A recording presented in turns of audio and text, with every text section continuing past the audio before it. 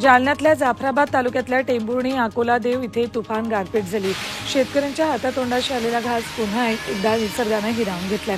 20 मिनिटं झालेल्या गारपिटीनं फळबागांचं मोठं नुकसान झालं। सरकारनं नुकसानग्रस्त शेती पिकं आणि फळबागांची पाहणी करून आर्थिक मदत जाहीर करावी अशी मागणी शेतकरी करतात।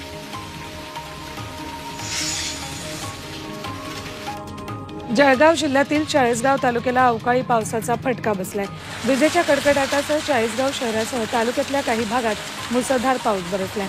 अवकाळी पावसामुळे रब्बीचं मोठं नुकसान झालंय। यात सर्वाधिक गहू आणि हरभरा पिकाला फटका बसलाय।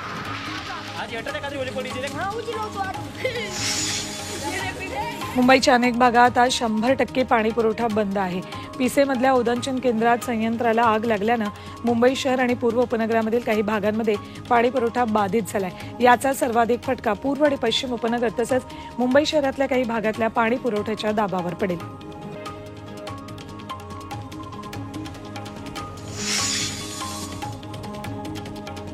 कोल्हापूर शहरात उद्यापासून 1 दिवसाआड पाणी पुरवठा केला जाणार आहे। काळामावाडी थेट पाईपलाईन योजनेला लागलेली गळती काढण्याचं काम सुरू होतंय, त्यामुळे अर्ध्याहून अधिक शहरात पाणी टंचाई निर्माण होणार आहे। धरणात उपलब्ध असलेला साठा कमी आहे आणि दुसरीकडे कळंबा तलावातही कमी पाणी आहे, त्यामुळे कोल्हापूरकरांना पाणी जपून वापरावं लागणार आहे। सांगलीमध्ये होत असलेल्या दूषित पाणी पुरवठ्याविरोधात काँग्रेसनं आंदोलन केलं। गेल्या 2 दिवसांपासून शहरात दूषित पाणी पुरवठा होतोय, त्यामुळे काँग्रेस कार्यकर्त्यांनी महापालिका कार्यालयावर मोर्चा काढत घंटानाद आंदोलन केलं। दूषित पाणी पुरवठा होत असल्यानं सांगलीकरांचं आरोग्य धोक्यात आलंय। पुण्यातील कल्याणीनगर कळस भागाचा पाणी पुरवठा येत्या गुरुवारी बंद राहणार आहे। कुसमाडेत नवीन टाकी मुख्य जलवाहिनीला जोडणं आणि ठाकरसी टाकीवर देखभाल दुरुस्तीचं काम आहे, त्यामुळे शुक्रवारीही सकाळी उशिरा आणि कमी दाबानं पाणी पुरवठा होईल, त्यामुळे नागरिकांनी पाणी जपून वापरण्याचं आवाहन प्रशासनानं केलं। उत्तर भारतात पुन्हा एकदा थंडीची लाट पसरली। दिल्लीसह एनसीआरमधील तापमान थेट 9 अंशांपर्यंत गेले। जम्मू काश्मीर उत्तराखंडमध्ये होत असलेल्या बर्फवृष्टीमुळे थंडीचा कडाका वाढलाय। उत्तर प्रदेश आणि बिहारमध्ये पावसाची शक्यता वर्तवण्यात आली आहे।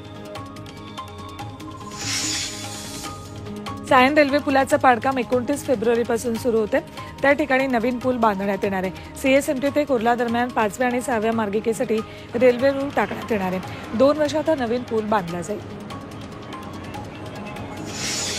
पुण्यात मेट्रोच्या परतीच्या प्रवासाची तिकीट सेवा बंद होणार आहे। महामेट्रोनं रिटर्न तिकीट सेवा 1 मार्चपासून बंद करण्याचा निर्णय घेतलाय, त्यामुळे प्रवाशांना जाताना आणि येताना वेगवेगळं तिकीट काढावं लागणार आहे। या निर्णयामुळे आता मेट्रो प्रवाशांचे तिकिटासाठी हाल होणार आहेत।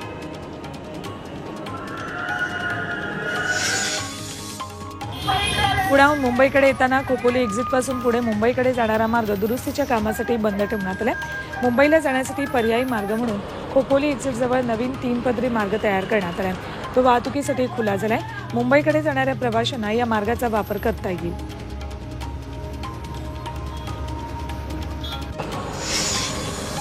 पंतप्रधान नरेंद्र मोदी उद्या यवतमाळमध्ये पंडित दीनदयाल उपाध्याय यांच्या पुतळ्याचं अनावरण करतील। जाम चौफुलीवर उपाध्याय यांचा 41 फूट उंचीचा पुतळा उभारण्यात आलाय। पंतप्रधान मोदी बचत गटाच्या महिला मेळाव्यालाही उपस्थित राहतील, त्यानंतर ते पुतळ्याचं अनावरण करतील।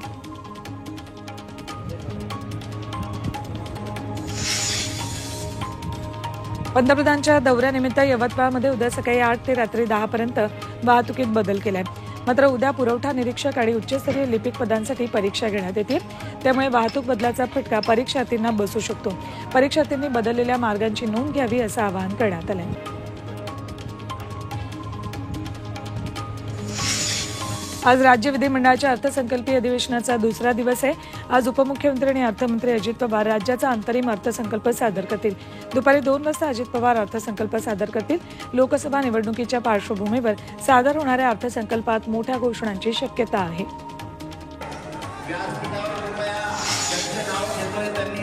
आज शरद पवारांनी पुण्यातल्या निसर्ग मंगल कार्यालयामध्ये बारामती लोकसभा मतदारसंघातल्या 6 विधानसभा मतदारसंघातल्या पदाधिकाऱ्यांची बैठक बोलावली आहे। शरद पवारांना सुप्रिया सुळेंसाठी निवडणुकीत नवीन यंत्रणा उभी करावी लागणार आहे, त्यासाठीच दिवसभर शरद पवार सलग 5.5 तास मतदारसंघांचा आढावा घेतला।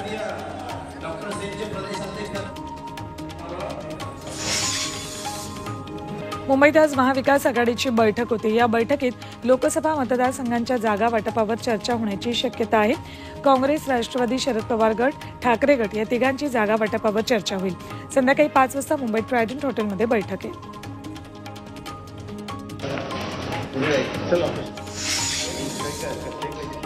महाविकास आघाडीच्या आज होणाऱ्या बैठकीला हजर राहणार नसल्याचं वंचितचे अध्यक्ष प्रकाश आंबेडकर यांनी म्हटले। वंचित बहुजन आघाडीच्या सभेमुळे महाविकास आघाडीच्या बैठकीला हजर राहता येणार नाही असं त्यांनी म्हटलंय।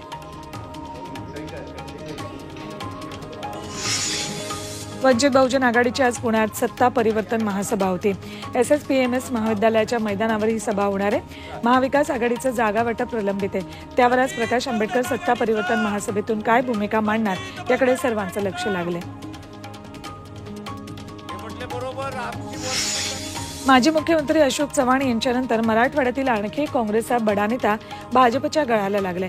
माजी मंत्र्याने काँग्रेस प्रदेश कार्याध्यक्ष बसवराज पाटील यांनी आपला काँग्रेस सदस्यत्वाचा राजीनामा दिलाय। बसवराज पाटील आपल्या समर्थकांसह मुंबईत भाजपमध्ये प्रवेश करतील अशी माहिती आहे। मात्र बसवराज पाटलांनी अद्यापही याबाबत कुठलीही घोषणा केलेली नाही।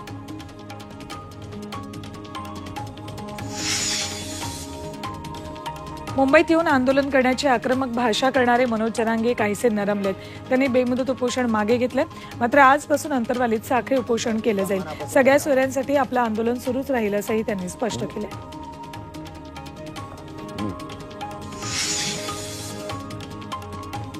अकोला महापालिकेत ठाकरे गटाच्या नगरसेवकांनी ठिय्या आंदोलन केलं। महापालिका क्षेत्रातील नागरिकांकडून कर वसुलीचा ठेका गैरपद्धतीनं स्वाती कंपनीला दिल्याचा आरोप त्यांनी केलाय।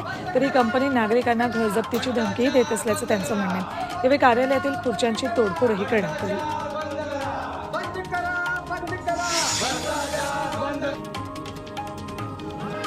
पर्यावरणप्रेमींनी पुणे महापालिकेसमोर आंदोलन केले। शासनाचे नियम डावलून नदी सुधारणा प्रकल्प होत असल्याचा आरोप होतोय।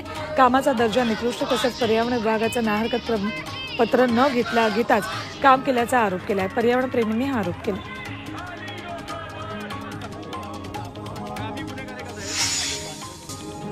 लसणाचे दर थेट निम्म्यानं कमी झालेत। नवीन लसणाचा हंगाम सुरू झालाय। मध्य प्रदेशातून लसणाची आवक वाढली, त्यामुळे किरकोळ बाजारात 400 रुपयांनी विकल्या जाणारा लसूण थेट 200 ते 250 रुपये किलो दरानं विकला जाऊ लागला।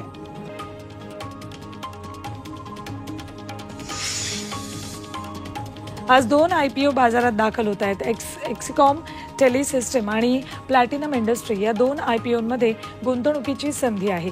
हे दोन्ही IPO आजपासून 29 तारखेपर्यंत खुले राहणार आहेत। एक्सिकॉमचा प्राइस बँड 135 ते 142 रुपये असून 100 लॉट साईज आहे, तर प्लॅटिनमचा 162 ते 171 प्राइस बँड असून 87चा लॉट साईज आहे। मराठी राजभाषा दिनानिमित्त आज नाशिकमध्ये कुसुमाग्रजांच्या घरापासून मराठी भाषा दिंडीचं आयोजन करण्यात आले। यात विविध संस्थांच्या विद्यार्थ्यांनी सहभाग घेतलाय। मराठी जगवा, मराठी वाढवा अशा पाट्या हातात घेत या विद्यार्थ्यांनी नाशिक शहरात प्रबोधन केलं। पारंपरिक साडी पेहराव करत मुलीही या दिंडीत सहभागी झाल्या होत्या।